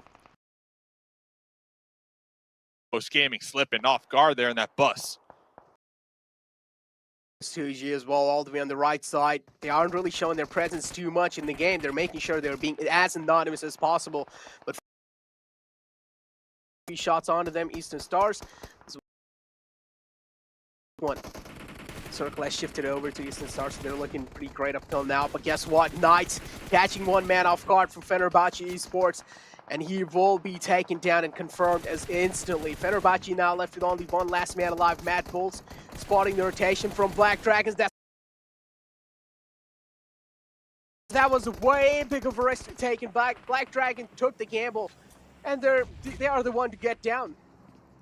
Everybody just sending it right here. And honestly, I'm looking at the Knights. They had a soft 2-2 split. Yeah, they're not in the zone, but they're right there on the edge, and they've been setting up a nice little defense camp here in this area for a couple minutes now, and they are doing a good job at racking up some kills. We see Xenox popping a grenade to stop the push from HH, reposition with their teammates, but look at that. Mad Bulls, Yin Yang, catching a sweet grenade on Alucard right there. Exactly, that's a beautiful thing. That's a beautiful nade to open the fray up as well. Now, Ghost Gaming, they're on the charge. They do realize they also need to get in the zone. As we mentioned, there's only down to just that one last man alive. It's H24. But Eastern Stars, they have the high ground on this entire situation. They're going to be also having a lot of advantage over any other team in the game right now. And we do know what high grounds is capable of, especially the example of the previous Wrangle game. Ooh. That's what won Black Dragon their game. But S2G replying back in style. Kapahala goes down. Ghost Gaming, last man, HS24 being spotted. Prones down behind the wall. Mad Bulls in the front lines. They have been fighting against Knights since a long time now, but they want to make sure that they're making it quick because Mad Bulls are taking a lot of shots, even from the side of Eastern Stars. Eastern Stars having clear line of sight some Knights, and they're not going to spare them just like that. Beautiful nade to cast the player off guard. Dude, we got, what, like 3 of the Eastern Stars teammates up here on the high ground just spraying down their UMPs. We saw a couple moments ago Octavian get a nice little knock on the Coops out there. Now there's going to be pre-firing through those smokes who currently Knights are trying to utilize to get the reset, get the pickup. But honestly, shots at anything that moves down here in the graveyard. Like, nobody's dead center. So who's going to survive? HH24, though. Oh, talk about the discipline right there. Oh, my goodness. Uzi in hand. It's all effect right ahead of him. Just trying to survive, though. That's the name of the game. 5 teams to go. Placement points. That's what these teams who are currently hiding in the graveyard, you know, you have to assume that's what's on their mind right now. That's what Ghost Gaming's going for as well, especially having the first game. That bad of a game. So Ghost Gaming as well, they do realize they do need the survival points, and that's what they're exactly going for. Eastern Stars finally making their way down, and they're taking a lot of damage on themselves. Mad Bulls is the one taking a couple of shots onto them. Knights slowly and steadily racking up behind Mad Bulls. This might be a huge third party coming in because Mad Bulls, they also need to take care of the front lines and also from the back lines as well. But guess what? The nade from Eastern Stars is going to be catching effect. That's going to be helping Knights so much in making that push happen. Yeah, Knights have such a strong dip. They're utilizing in hand, catching Chico off guard. Alucard trying to, I was just mentioning, trying to take some shots, but Eastern Stars starting to flex out right here. Yeah. Well, they're going to be sweeping around this edge that the Knights are currently holding behind. Xenox popping a nice molly out there to kind of put a halt to that push, but this is it. Comes down to this, game number 2. Exactly, this is what it comes down to. Knights versus Eastern Stars. Eastern Stars have been looking pretty strong. It's a 3-on-3 situation for now. Eastern Stars as well, they are looking pretty decent. Knights, they have the edge to work around with. But the wall of death is moving in further as well. And Knight, they do seem to have a lot of pressure on their backs. Xenox slowly and steadily being forced in the zone. Including that, Eastern Stars, they have the advantage inside this zone. They are pretty much in the center. They have the most amount of zone covered as well. Knights, they will have to sweep their way in. Yeah, look how Xenox and Alucard, how they're splitting up. They recognize the situation. They do not want to be grouped up. So, real heads up here on that off angle. Toss one of these grenades. Of Alucard. Here comes the push now. Up next zone shift favoring Eastern Stars as well. It's quite a tough task for the Knights to try and making sure that Knights are being held off. Knights trying their best to fight back, except jump shot comes in through. Octavian getting Alucard still behind that little wall. 2v1! Ah! So close, but GG's right there. Game number 2 getting sent to Eastern Stars. Much deserved. We saw them up there on the high ground for some time. They were able to capitalize on that position, overlooking Graveyard, get a couple kill points, and then finally we saw them at the end using their numbers to their advantage to pretty much get this winner chicken dinner. Exactly. I like how they played off of it as a trade game in the end as well. But there were a couple of mistakes being made by a couple of teams as well, especially the team that was playing all the way on the right side. Kind of got a little bit too overconfident, tried to go inside against Mad Bulls, and there was huge separation coming in from their sides as well. It was a player from Knights. He got way too a little aggressive against them, but again, I mean, as long as they got themselves a second place and also a decent amount of kill points, they're looking pretty solid. A win's a win. A win is a win. Top 16 is the goal here for weekdays, Mondays, and Tuesdays. And of course, top 16, well, they're going to play in those super weekends where teams can get as many points as possible to qualify for the finals. And the finals after that, we are only going to be sending 6 teams. So there's a ton of money on the line. By the end of the day, only 6 of these teams will be making it to that next stage. So Eastern Stars coming out on top. Octavian with the MG3 clutch at the end, though. I saw him loot that crate. I was like, okay, this has to be it. This has to be it. Not only did you get the MG3, but also the level 3 gear. So important right there. So, but we're only 2 games deep. Like, we're only just getting started, man. Yep, exactly. Do know league days isn't really the days where teams do reveal their strategies, right? They start revealing their real strategies in weekends. This is when they do realize this is where the ball's hitting the. This is where it's really. Up till now, it has been a complete show being put on these players, especially that Erangel game. I mean, it's just really hard. That played Flypath just screwing so many teams over, including team like Na'Vi. They got caught off guard in rotation even in the previous game, and same thing happened inside this game as well. Weren't really able to make a successful rotation. That's why they got caught off guard by a couple of teams in the front lines. Na'Vi, where you at? Where you at? Kind of getting caught out there, but straight out the gate. Yeah. Forgot about that. The hot drop. Alpha 7. No team's gonna want a hot drop Alpha 7. That's just a fact. Like if you have a drop spot that A7 like to go to, just leave it alone. Don't go there. Pick somewhere else. The map is big enough for everybody to find somewhere to loot. And at the end of the day, you just gotta recognize real. And Alpha 7, well, they're real. Exactly. I mean, Ghost Gaming as well. We saw a huge improvement from their side inside this game. They played the survival game. They also had a decent amount of kill points for themselves. So Ghost Gaming, compared to the previous game, definitely a huge step up from their side. Black Dragons, yep, this is how this end moment really looked like. Eastern Stars really being lucky with that zone. They got to keep that high ground for themselves. And in the end, they just kept on taking those teams down. As you mentioned, anything they see moving, they were just taking a few shots onto it. Really love the heads up play right there, the positioning for Knights. They took multiple point of views of just checking in with the firing upon the enemy as they try to breach their way zone. And they racked up a ton of kills. But look at, oh, Chico. Oh, Yeah. talk right into the top. It's the Stars zone being covered from that. That helped. It's definitely a really exciting moment, and I gotta say, I think both of the teams actually had really interesting ways to have gotten up to that point. So, what are your thoughts on that, Zupe? I think, I'll be honest, I think Eastern Stars, they did get a bit favored with those zone shifts. We saw that hard shift to the east, where that ridge was just in play and everyone else just stuck in the graveyard, you know, trying to stay alive. But Eastern Stars, they still got the skills to close it out. We saw how close it got between Eastern Stars and PK, and what's even closer are the totals, 26 for Eastern Stars and 24 for the Knights. So both teams nabbing a lot of points there, Seven. Yeah, and I mean, one thing that I'm always big on is if the game kind of favors you, just take advantage of it. And for me, Eastern Stars were definitely able to do that. I mean, 11 kills. And talk about PK, you were just talking about it, 12 kills as well for them. This is the performances out of ANA that we wanted to see. Then we had my Bulls right there in third place with 14 kills. And Ghost Gaming, I mean, Ghost Gaming being able to get even more points. Alucard, for him to be able to do this kind of damage, he was able to knock this player. He played this so patiently here. He waited till he actually saw somebody. He made sure he got that extra kill to collect that extra point.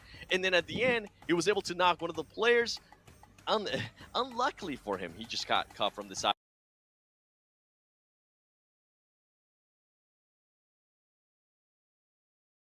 Shots are here from Ghost. Fame Boys looking to trade one back. And we're looking at a bit of another fight breaking out here. This time, B-Town hot off the victory in the last one, running into the Knights, and they are down in addiction. These nades have been looking really good. Rise is going to be able to take the fight they want to take, find the shots. P in a 1v3. What can they do, Dave? Can they find the shots? Oh!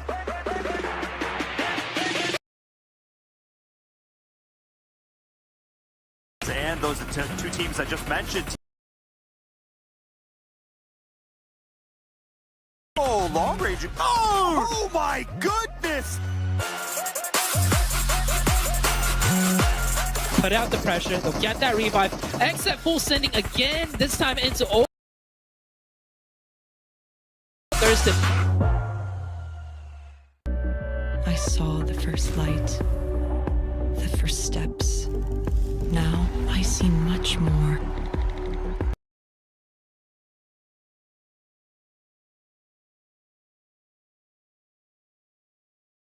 Swapping. Okay, Don't excite me, Dave. Don't excite me with a crossbow. I know, right? I mean, if we got a crossbow kill in PMGC on the first day, we can sign it off immediately. We don't need no more. That's some level of skill right there, but albeit, I mean, Supermassive Blades, right, already hitting off hard when they come from Group E, now stepping against what is even some of the stronger. They have slowly started to creep up. They didn't have the greatest of Miramar games, we could say, but Wrangle, I would definitely say it's more their forte. My boy Tron, man, back against the wall. Do they even know? It's a Tron versus Mafioso in the front lines. Rebo jumping off that second story, trying to get that support for their squad mate. Mafioso, Tommy gun in hand. Make sure not to let Rebo get thirsted. And yes, teamwork makes the dream work. Rebo in the front lines, kind of soaking up a lot of these bullets, a lot of the damage here. The meat shield, as you will call it. But at the end of the day, Tron, done, son, done. What type of meat is he, though, Dave? I mean, if he's going to be a meat shield, it's got to be something fancy for PMGC, right? It's got to be like the divine flesh, you know? Divine meat. I agree. Divine meat. And by the way, did you see that skin? Oh, some yes, of these players I are rocking those skins. The helmet's looking pretty nice. I think it's a telephone, right? Ring ring. Who's there? Highland Wolf. That's who's there. Oh, am I here? Is that who's knocking? Am I here to 1v4 the lobby? I wish I was that good, Dave. I'm more of a bot killer myself still. We've not progressed far in the year of PUBG for my own skill. So checking in with A7 here, I saw SMB, a couple of their squad mates kind of flexing towards them. I'm real curious if they want to get some type of revenge. And, well, that window quickly dissipating as looks like A7 are going to be finding some vehicles out here and going their separate directions for the time being, with the main goal of just getting some nice, sweet, juicy loot here in game number 3. Actually, I'm really surprised. We predicted them to drop at the start of the day over on George Paul. And for the second time, we don't.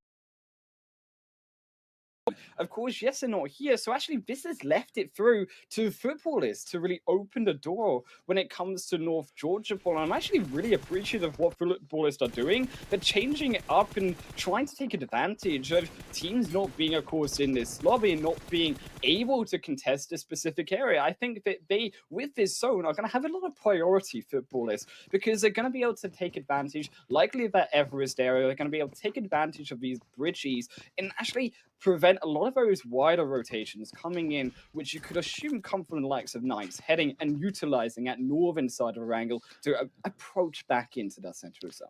Yeah, they have a huge buffer pretty much between them and everybody else in the lobby. Not only that, Mount Everest kind of right between them and everybody, right? So I wouldn't be surprised if footballers get that loot from South Georgia.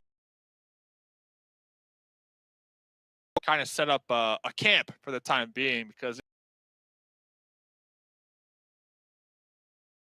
And I think today we some different drops, right? As teams try to feel it out, teams maybe drop in their secondary locations just to avoid being so predictable. But after today, I have to assume teams are going to go back, watch the VODs, watch the footage, and come together and be like, hey, North George, we like it. It's wide open.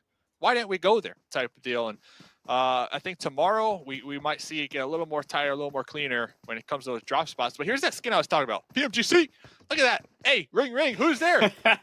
He is the telephone. He's smacking people with the telephone. It takes it off his head. He just whips him around with the handle, Dave. That's what he's going to do. I mean, he doesn't look like he's got all that much, though. He is going to have to take the vehicle. He's going to have to loot himself back up because actually for the rest of Supermassive players, they're in an awkward position. They're in the center of this zone coming in on towards Gatka Fields is where they are, looking to head, but there's a lot of wars and players in front of them. You've got Exit, you've got, of course, even those around that Pachinki side. So it makes it a little bit more complicated. Being slower to that uptake, being slower to that compound, they're going to struggle to actually enter in. I think the Supermassive Blaze, they're going to have to play a much slower game rather than trying to force a way into the center, which it looks like what they're trying to do now. When you're looking towards that center in particular, it's actually heading in towards Gatka Fields as well. So I can see a prioritization not only on this location of Pachinki heading into Gatka for the vision beyond onto those open plains, but also a possible backstabbing onto also Supermassive Blaze, which is something you're going to have to be careful of. You can see there are teams like Atom moving their way in. Yeah, talk about moving their way in. Besiktas out here possibly setting up a little bit of a bridge camp. Zessi in the front line. Find those bold. The Black Dragons recognizing, hey, let's not send it across this bridge, too risky. They actually took those buggies underneath the railings. Very heads-up play. Now let's see what Golden could do. It looks like Golden going to be prepping a grenade, tossing a grenade. That would have been money, I think, if it wasn't so cooked. But you know what? Doesn't even matter. Who needs a grenade? Golden pushing their way uphill, taking out Zexy in the front line.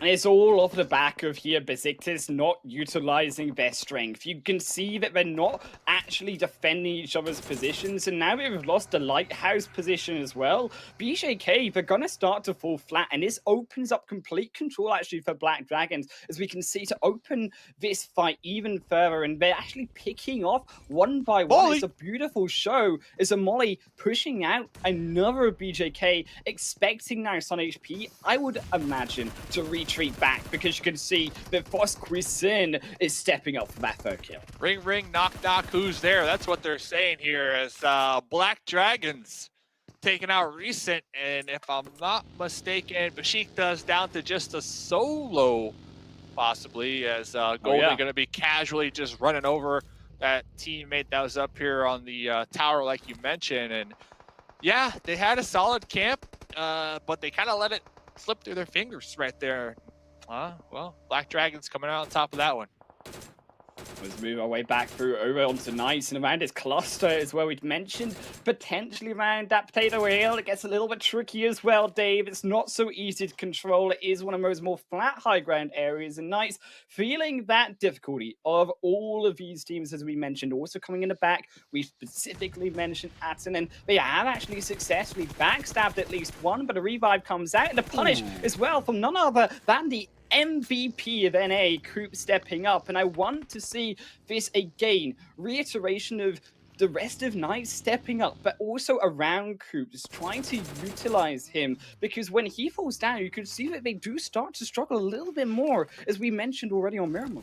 Yeah, what a spray down right there from Coop. So that tracking was on point. It looks like Knight's going to be grouping up here. They played this position multiple times. Next zone goes up. They are going to be somewhat in that center with a bunch of other teams. Another one of these teams kind of off there trying to get that third party was Rise. We saw Mufasa trying to snake their way up, trying to get close, possibly within grenade range of that Knights fight. But with this new circle shift, everybody turning their attention to defending their current position. Because you have to assume other squads, other teams are going to look to take it for themselves here. I actually really like Mad Bull's position here. You're coming up in towards the Erangel 2.0 hill. You're going to be able to leverage away from those coming out of that west side bridge. So like Bad Dragon heading into the zone, they're a little bit slow to getting into that hillside, so they aren't able to set up that position and stop Bad Dragons. They will be, or Black Dragons, they will be able to actually be able to move further up. As the rest of Unicorns of Love, though, not so much. They are going to struggle with this, with Mad Bulls taking now this position away from them. They're going to have to circumvent around this zone. They're not going to want to head on to Gatka, so they are likely more so going to want to take this fight instead of going inside the open, albeit it's going to have to be a slow approach, and scouting very important coming through from GK first. And I gotta say, Mad Bull is very fortunate that Black Dragon gatekeep out here on the edge. Instead, Black, because Mad Bulls, they could have easily there on the edge. Because to add to your point, like Unicorns of Love, they're definitely gonna have to push into Mad Bulls here eventually. So we will probably see that fight. And Black Dragon's kind of just, you talked about scouting, driving all over the place, trying to find somewhere to call home for this current position. And it's looking a little messy, not gonna lie. it is looking messy. Looking a little bit stronger, but on the side of Xset, when you look towards that map just above them. And actually, I'm nervous though for Xset. I would usually, if it was a team like Na'Vi and Alpha 7, say, oh, well, they got brilliant positioning here, Dave. But actually, you can see exactly in Xset fashion, they're being shoved away the moment they even look for the fight engaged coming through from Black Dragons. And it's time and time again something I need to see change from Xset already in just these first 3 games to be more willing to be bloodthirsty, to look for these kills, to look to try hold these positions, because the positions aren't bad. They have the high ground, they get the information. They're just not willing to actually win the game when it comes to doing the dirty work.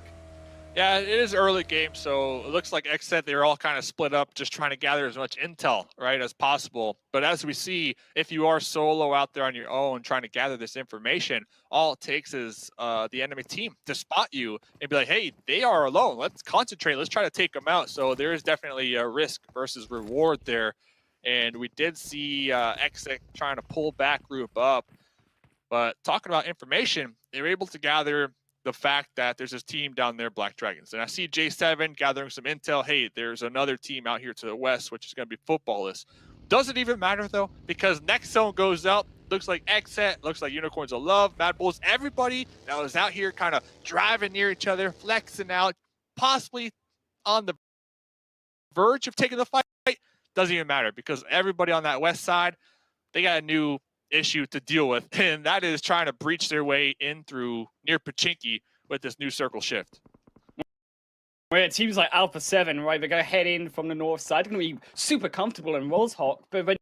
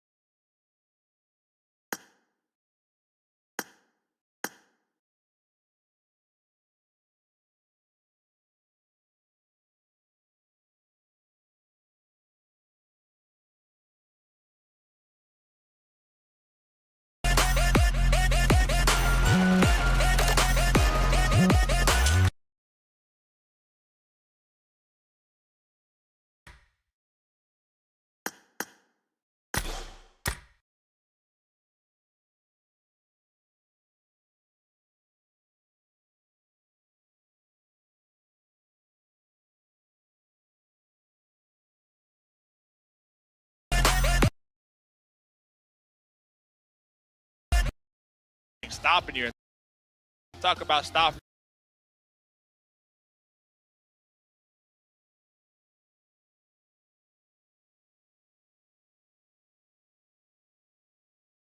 Actually area, you can see, of course, that third potential party, a Balag.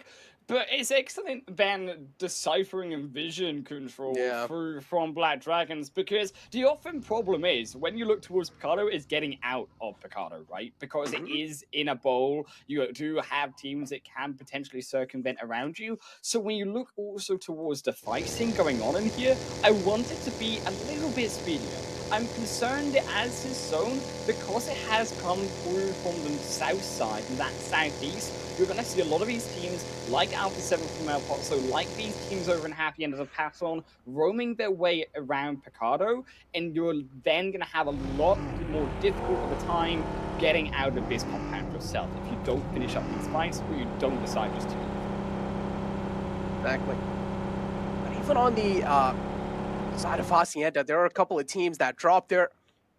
S2G being one of those, we do know they as well have been there in those late games, but somewhere down the line in those kill points still need to step up. But Supermassive Blaze, again, it's just kind of like a stalemate situation. Supermassive Blaze trying to play this one out as safe as possible. Already down a man, already a man short. They do not want another man falling apart from their side, so it's pretty understandable how cautiously they're playing this one out. Bullock as well, a little bit kind of on the outer skirts of Picardo. They're trying to engage over there as well. But these are the highlights of the previous Erangel game, how Footballers really took over Eastern Stars and how they took them down. Talking about Eastern Stars, we have known Eastern Stars is really comfortable in playing Miramar. It's their home.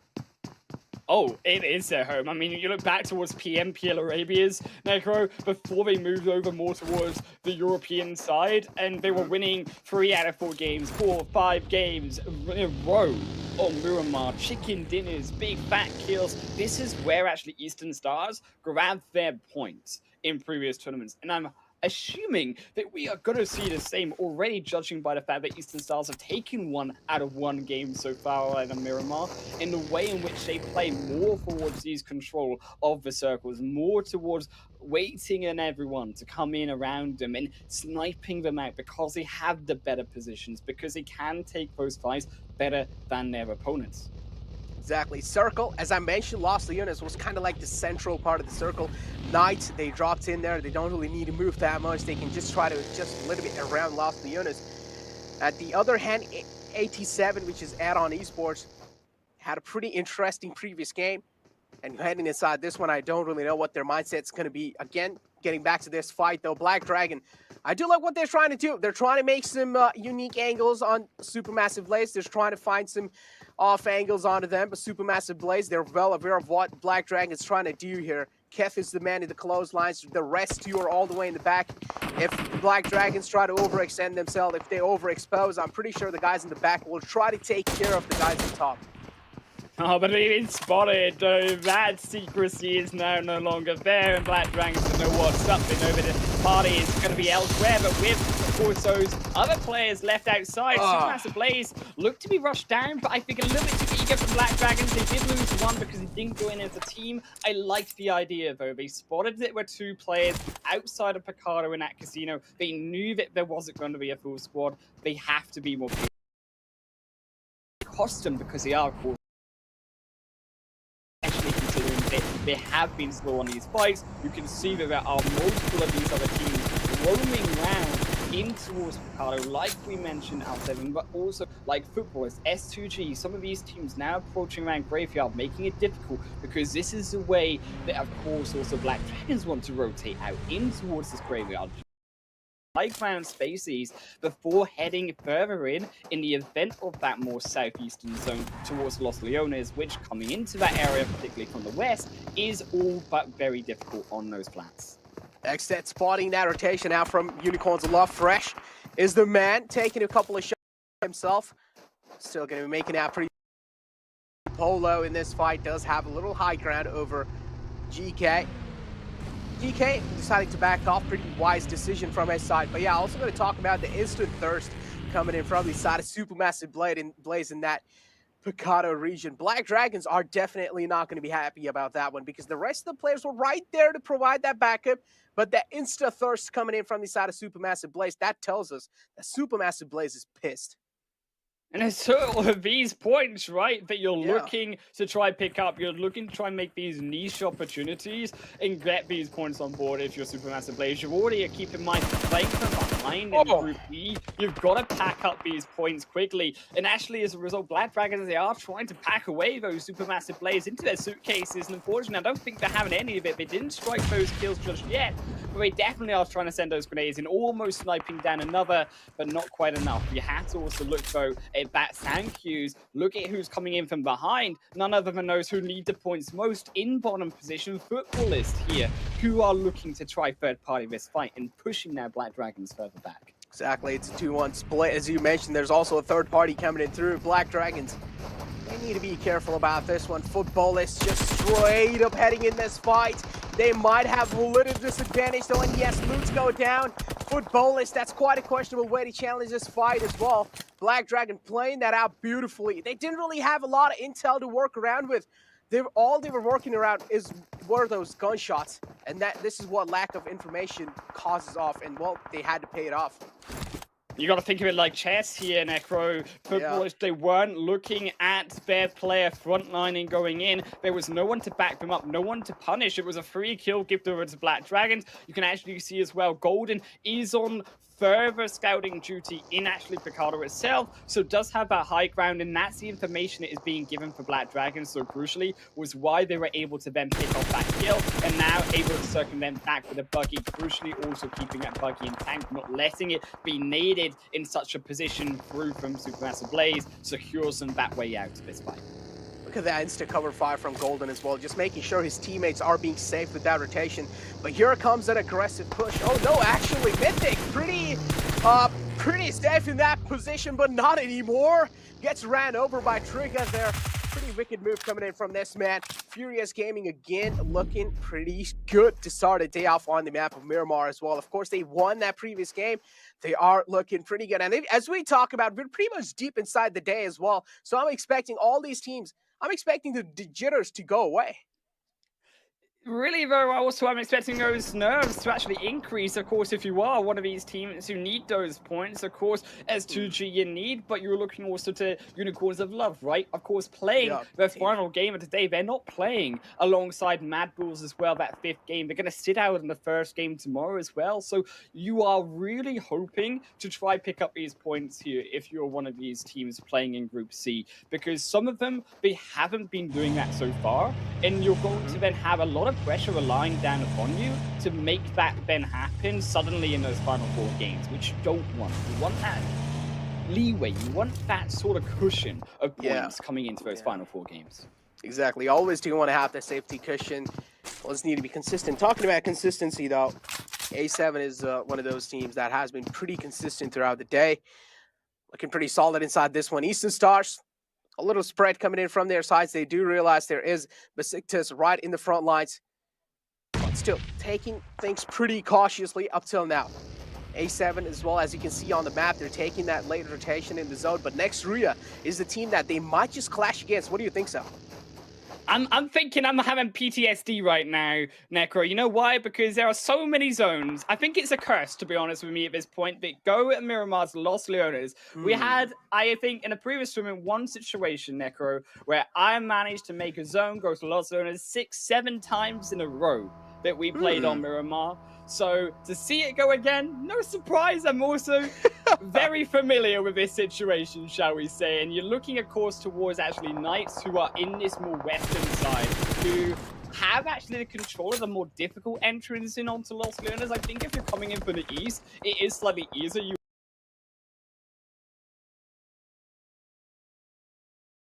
Scream, the only players left alive. 2 men fell apart. They got third party by Bullock. Bullock as well doing a good job, making sure for the zone to favor them, but that's not going to be the case. Instead, Recent being caught by the nade. That's beautiful.